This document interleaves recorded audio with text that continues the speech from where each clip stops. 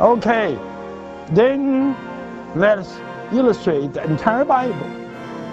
I tell you, the entire Bible shows you firstly the ark, the cross of Christ, then the labor,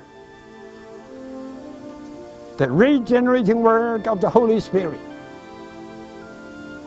then Christ as the life supply, then Christ as the light, then Christ is the ark in the Holy of Holies.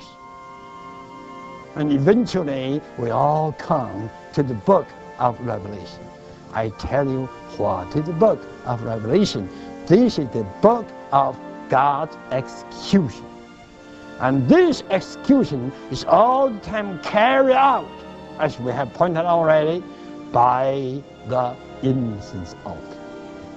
Dear saints, I'd like to impress you tonight that as we are seeking after the Lord in His recovery, we individually or churchly, we all need to learn one thing: to pray. To pray. We need to pray life. We need to have a praying life. I tell you, the real praying life is always a kind of interceding life, because the real prayer is not to pray for yourself. You always pray for others. To pray for yourself, that is a prayer, not a kind of intercession. But to pray for others, this is to pray to what? To pray intercession, to intercede for others. So the proper prayer life is a life to pray all the time for others. To pray for the church in Cyprus, to pray for the church in Long Beach, to pray for the church in Onion Beach, to pray for the church in Irvine, to pray for the church in Oklahoma City, to pray for the church on this whole earth, to pray for the old one, to pray for the young one, to pray for the opposers, to pray all the time for others, not for yourself. You are interceding. We need such a life. You have to see the intercession offered on the incense altar should be increasing all the day. Dear saints, look at this. If you don't have this, you see, there's no center. Look at the diagram. It's quite interesting, right?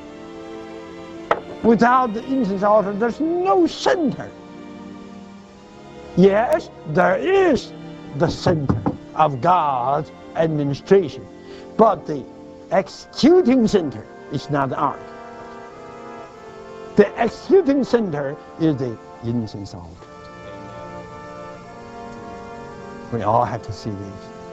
Not only so, dear saints, okay, you have to realize this diagram is also your diagram, depicting you. How many parts are you? 3. I tell you, the outer part is the body. The outer part is the body. And here is your soul. And here is your spirit. You see? Body, soul, spirit. 3 parts. Where are you today? Or in this day, where have you been? In the outer part? In the body? You say, no, I don't believe. Because you lost your temper. You were mad with this one. You were mad with that one. You complain. A lot of members. A lot of complaints. A lot of whispers. Gossipings. All these are signs that you are in the heart, in the outer car. You are in the body. You are fleshly.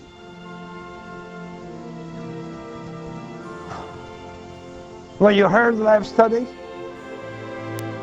in a sense you saw the light, but it didn't work.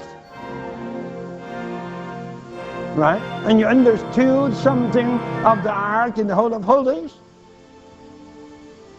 but nothing works in you. Why? You don't have a prayer life. You are short of the center. You see, tonight, you should an addition.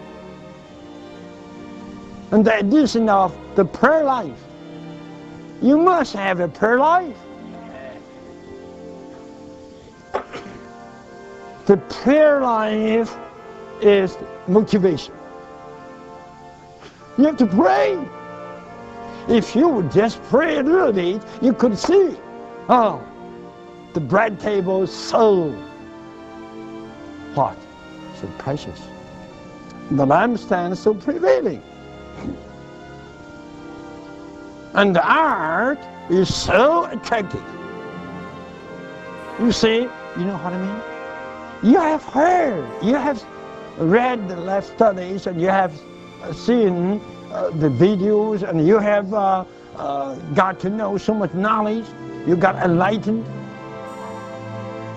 You realize what is the Holy of Holies, what is there in the Holy Holies, yet, I say again, nothing works. Because just like a machine, you don't have a motor in it. And what is motor? In your entire being, in your body, soul, and spirit. And the motor is the prayer life.